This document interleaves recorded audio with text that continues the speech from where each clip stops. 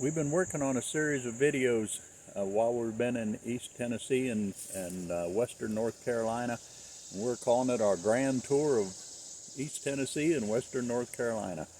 We work with a group called Sowers, where we volunteer at different camps around the country. They're all Christian organizations, and the camp we worked at in North Carolina was Ridgehaven Camp, and now we're over in East Tennessee. We're at a place over here called Longview Ranch, and in between we worked at the Billy Graham's Cove in North Carolina. The group we volunteer with is called Sowers. It stands for Servants on Wheels Ever Ready, and they send us out information all the time about different projects that need help, how many volunteers they need, and what type of work we'll be doing, so we decide what we're going to be doing while we're at those camps and if we want to go to those camps. And that's how we determine what areas of the country we're going in. Yeah, we usually go for like a month at a time. Here lately with diesel prices and needs at some of the organizations, we've been staying two months or so. Sowers is Servants on Wheels Ever Ready. And it's a pretty good group, and we do get to travel around a lot. And we only work Monday through Thursday, so on the Friday, Saturday, and Sunday, we have a lot of exploring and touring to do. You know, the reason we picked the Brevard area in North Carolina, that's the area our son and his family live in with his wife and 3 granddaughters, so we got to visit with them quite a bit while we're here, and we're still even in, now that we're in Tennessee, we're still only 2 hours away from them. So we get to go back and visit with them, and it's just a great way to tour, and hopefully you'll enjoy some of the places we've been, and we've been keeping track of them and trying to make some interesting videos for you. And yeah, the next place we go, we're going to be 2 months in Dothan, Alabama, which is about 2.5 hours from our other son and his family and grandson there. And then we're going to, and there's some other family members in the area that we're going to try to visit while we're there too. And then we go over to Foley, Alabama, where we're just taking 3 months off and sitting for a little bit, which is even closer to our other son and his family.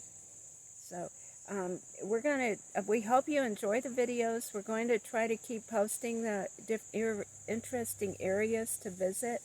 We've got San Diego coming up, Greenville, Tennessee, Bristol, Tennessee, Virginia.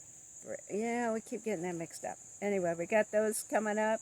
We'll have to figure out which state Bristol's actually in.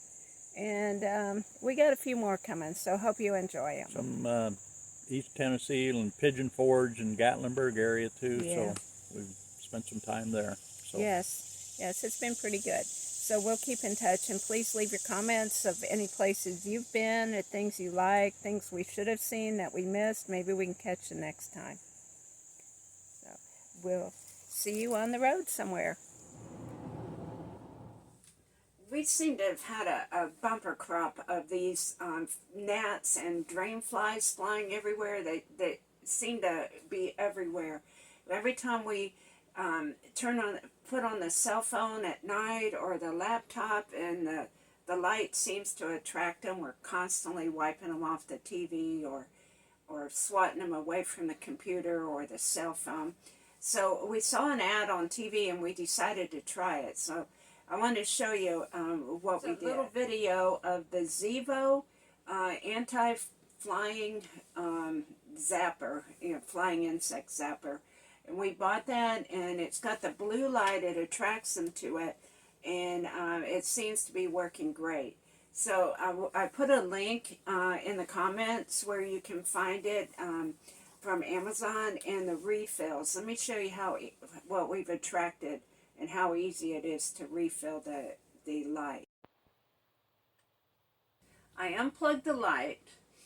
This, what it looks like, but when it's plugged in and turned on, as you saw in the video, it's a blue light. But let me see if you can see what we've attracted. They get on this, let me get up here closer to the camera, but they get on the back, and they stick to this, all that sticky stuff. That thing is gross. the first day we used it, or the first couple days, it was so covered you couldn't even see anything white behind it. Now, let me show you how you change this. You just pull this out, throw it away, and slide in the new one. Now, when we bought this, it only came with one refill, and we went on to Amazon and got a different brand name refill. It's not the Zevo, but it works with the Zevo, and you can see it's got the blue, it's got like a blue tape, and you got to peel this off like that. You peel that off, and it's sticky. It's really sticky. And you just slide it in, plug it back in. It's good to fill up with gnats again. Hopefully we won't get as many, but they have been so annoying. Hopefully that you don't have them too much in your area, but it's good for fruit flies, gnats, drain flies. I don't know if it'll catch the no-see-ums or not, but luckily we haven't had those where we are right now. But we're going to hang on to this. It seems to work great. So let me know what you think about it in the comments. I am going to put the link in for the Zevo itself and for the refills that we used. Hey folks, our travels have brought us to Brevard and North Carolina, which is in the county of Transylvania. We're here on Memorial Day weekend, which is their annual White Squirrel Festival weekend. It's a 3-day festival that runs from Friday through Sunday. Why White Squirrel Festival, you say? Well, there's apparently a white squirrel around here that is native to these parts that is only found right here in Brevard. And it's not an albino squirrel. It is actually a white squirrel that is a specific breed. Now, this festival is pretty nice. It stretches out for, I don't know, like 3 or 4 city blocks from the center of it. That you'll see here in a little bit. It stretches down the streets in 3 different directions. So it's a pretty nice sized festival, loaded with lots of vendors and crafts and stuff like that. And there's also plenty of food, and some of the local breweries have their stands set up here and they're marketing their wares. But the thing that really interested me about this was the car show that they had. I found it a very unique car show. They had a lot of the usual 55, 56, 57 Chevys and Fords and stuff that you see everywhere, but they also had a lot of trucks and stuff that you don't normally see at a lot of places. So we're going to look into them in a little bit more depth as we go along in this video. So come on along and join me as we take a look at some of them. Here's a beautiful 1935 Nash. Now, something I didn't realize, I didn't think Nashes were made that far back, but actually their company was founded in 1916 by Charles W. Nash, who was an ex-president of General Motors. And so during the World War I, the Nashes produced a 4-wheel drive truck called the Quad, and it was used very extensively during World War I. And after the war, a lot of the surplus trucks were used in the mining industry and the logging industries and things like that, where a 4-wheel drive was necessary. Also, Nash was responsible for a lot of innovations that are still used today, like the flow-through air ventilation system. And also in 1954, they marketed the first single unit heating and air conditioning system for an automobile. Also in 1954, they merged with the Hudson Car Company and became AMC, or American Motor Corporation. Later on, AMC was bought out by Chrysler, so that's where the lineage is there if you're looking to trace the cars back to where they come from. And like I say, this is a beautiful car here. I was really impressed with this one. This early 60 Volvo is kind of unique. You don't see too many of them in the United States. I didn't get the exact year of it, but I know it was somewhere around the early 60s when this one was made, and it's pretty rough yet. The guys just now started to refurbish it and bring it back to life. But one interesting thing I found about the Volvo Corporation is they invented the 3-point shoulder harness seatbelt system, but they didn't patent it or anything because they wanted all the rest of the industries to be able to use it, because they felt it was such a safety feature that every car should be able to have that and not just theirs, which I think is a pretty nice thing for them to do. I mean, they could have saved that themselves and would have caused a lot of injuries over the years and stuff. They estimate that that seatbelt system has saved over 1 million lives by now. This cool looking Jeep Roadster was only made from 1948 to 1950, and it was a crossover from their original Army style Jeep to a more modern passenger style car. It didn't catch on back then in the market, but apparently they stuck with it, because you see Jeep SUVs all over the road now, and including in our fleet that we drive. But I tell you what, I'd trade my Jeep for this one in a heartbeat, although I don't know if my better half would go along with that deal. But like I say, this is surely a sharp looking car here. This Chevy Impala Super Sport here is the same model as my very first car that I ever owned. Except for that's the same paint scheme, but this one's got a little bit bigger engine and a lot nicer wheels on it. My first car was kind of unusual. After I bought it, I discovered that it had been through a hailstorm apparently, because after I had washed it for about 6 months, all the paint started peeling off, all the touch-up places they had touched it up. So there was quarter-sized rusty spots all over both sides of the car, and it looked like somebody had shot it with a shotgun. But anyway, that was my first car, and a lot of fond memories in that car. It's the car I had when I first dated my wife, and like I say, that's probably the best memory I have of it. And anyway, that was my first car. So what was your first car that you had? And let me know below. And did you pay for it yourself, or did somebody else pay for it with you? And if you're looking for some more travel tips, where to go, or some other helpful hints, be sure and turn in to Escaping Normal RV on YouTube and check us out.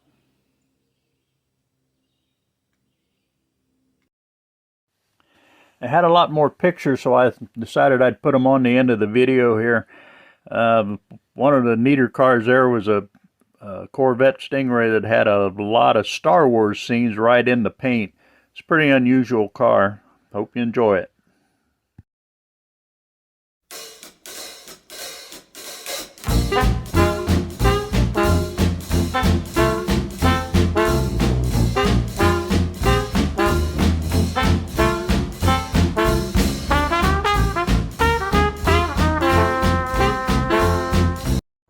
Hey folks, here we are in Brevard, North Carolina. It's in Transylvania County, and if you enjoy the outdoors, this is a place for you to come. This place has got all kind of stuff. There's the Pisgah National Forest is close to here, DuPont State Recreational Forest, and also Gorgeous State Park. There's all kind of rivers, trails, and anything that outdoor that you want to do. The rivers are great for canoeing and fishing, and the kayaking. There's all kind of outfitters around that can point you in the right directions of, you know, where to go and what to look for when in the great outdoors. And also lots and lots of hiking trails, and there's lots of trails that you can ride your bikes on. A lot of people around here just like to ride their bikes. They come here and prepare for races up and down the mountains around here. So it's a great place to come, and lots of activities around here.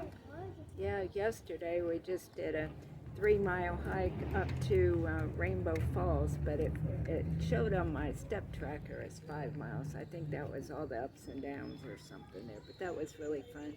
Downtown is really nice. It's a cute little downtown. Lots of different types of shops and coffee shops and chocolate factory shops, I guess, where they make their own chocolates and candies, and lots of artisans downtown. Just a lot to do here. I think there's like, what, a couple hundred waterfalls in Transylvania County? They advertise there's 250 waterfalls in Transylvania County, and that's just in Transylvania County alone. We'll have videos later on of one that at least it's in a county next to us here, but it's like I say, that's what we really like to do here is hike the trails to find waterfalls. But there's also a lot of waterfalls. If you enjoy seeing waterfalls, there's lots of them around that you can just go and visit. You park in the parking lot and basically walk out of the parking lot and maybe up or down a couple of steps, and the waterfalls are just right there. Yeah. So it's not like you have to hike to find them. I mean, they're pretty well everywhere around this area. And like I say, that's one of the things we really enjoy doing is hiking out through the forest and finding a waterfall at the end of the trail. Another Brevard is known for the white squirrel. Apparently it's indigenous to this area, and it's not an albino squirrel. It's actually a breed of a white squirrel, which you'll see that white squirrel stuff all over this area. And there's lots of festivals, there's lots of music, outdoor things to do, just all kinds of things. And a lot of people from the south come to Brevard area in the summer just to get away from the heat. So you'll see a lot of Florida, Georgia license plates up here. Now, the one thing I mentioned earlier, the fishing in the rivers around here, the Pisgah National Forest out there, they have a fish hatchery where they raise trout and they release them. They stock a lot of the rivers around here.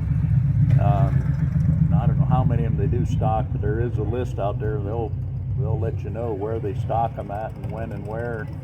So it's kind of a, you know, that the places don't get fished out, even though you see a lot of people fishing.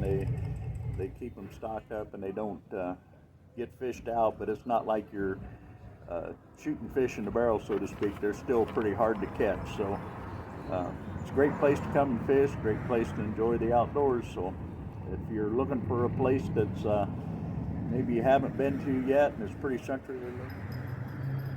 Hey folks, here we are in downtown Brevard, North Carolina. It's a beautiful sunshiny day. We're in this little setting area close to downtown. They've added on here just some of the beautification that's going on downtown here. They've really been doing a lot of work in this town. It's really a great place to come take a visit. And as the sign says, if you can see the sign, Land of Waterfalls, Brevard, North Carolina. And we've been hiking and visiting quite a few of them.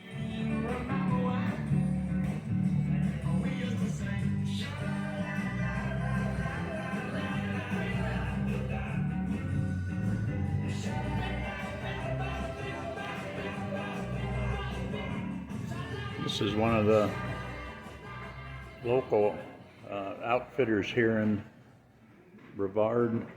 It's a pretty good area. Last time I was up there, it didn't have this coffee shop up here, but as you can tell, it's 2 stories, pretty well chock full of anything you need for hiking and hitting the trails. I stand corrected. I said this was a coffee shop, but on closer inspection, it's actually a tap room. This is in Bullwinkles in Brevard.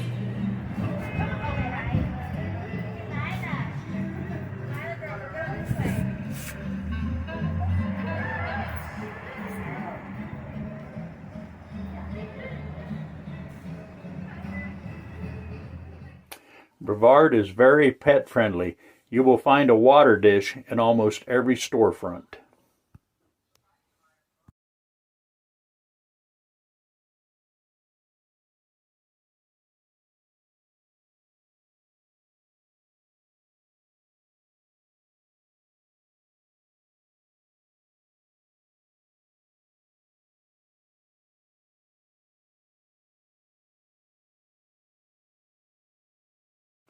A jeweler took a lot of his old leftover parts and stuck them in the cement out in the front of his store, and it looks pretty neat, all the things you see there.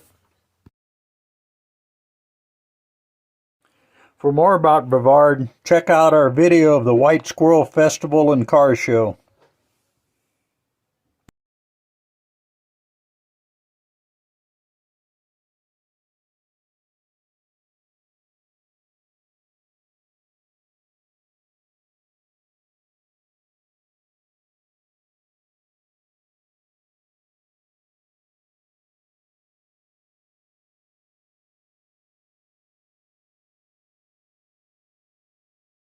Mantiques is a very interesting antique store that is geared towards men.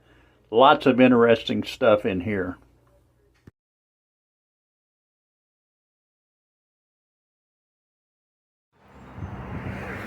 Hey folks, we're in a new section of Brevard that we've never looked in before. Actually, it's an old part of town. It's an old lumber yard, and they call it the Lumberyard Art District. And there's a bunch of new stuff to look at up here that we've never looked at before, so we're going to go. Looks like art galleries, an old, what'd you call that? There's a salvage yard. Salvage yard and stuff like that, so we're going to go look around and see what's up here. Whoa. This salvage yard, and they have a whole bunch of wooden stuff. Here's a little video of a wooden boat. It's like it's all put together with pegs. Try to get a little bit of the inside of it here.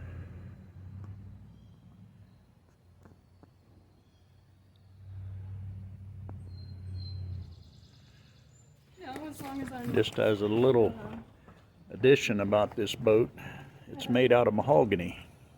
So even if you didn't use the boat, the wood's worth a fortune. See, the salvage yard has all kind of these slabs in it. Different sizes, different materials. It's pretty neat what they all have in here.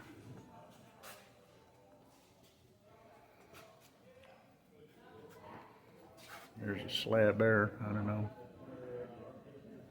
That's got to be 12, 15 foot long. 3 foot wide.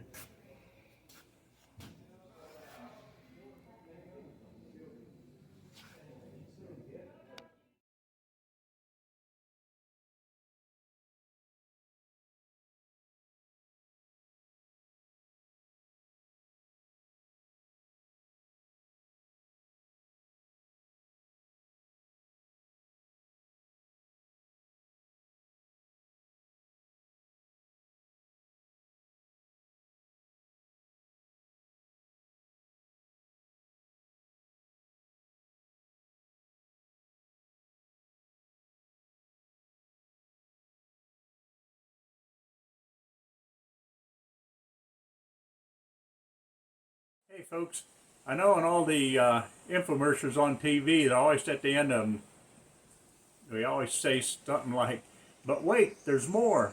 And when you talk about the Brevard and Transylvania County area, there's always more to look at and see. And in nearby Asheville, the Biltmore House is over there, and that's a world famous venue that people like to come and look at.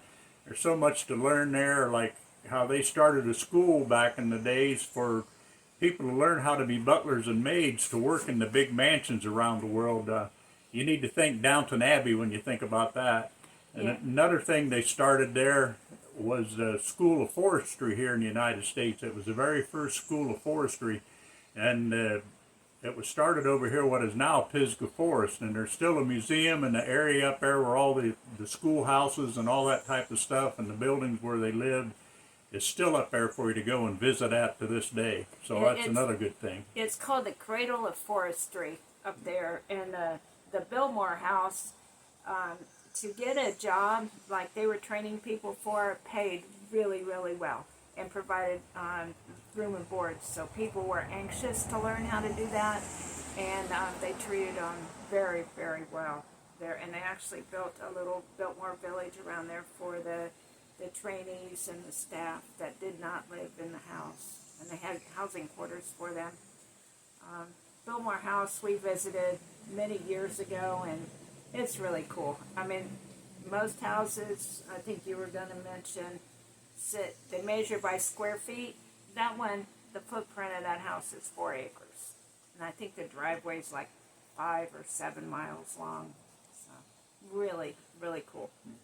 Another nearby attraction in Flat Rock, North Carolina, is the Carl Sandburg home and farm.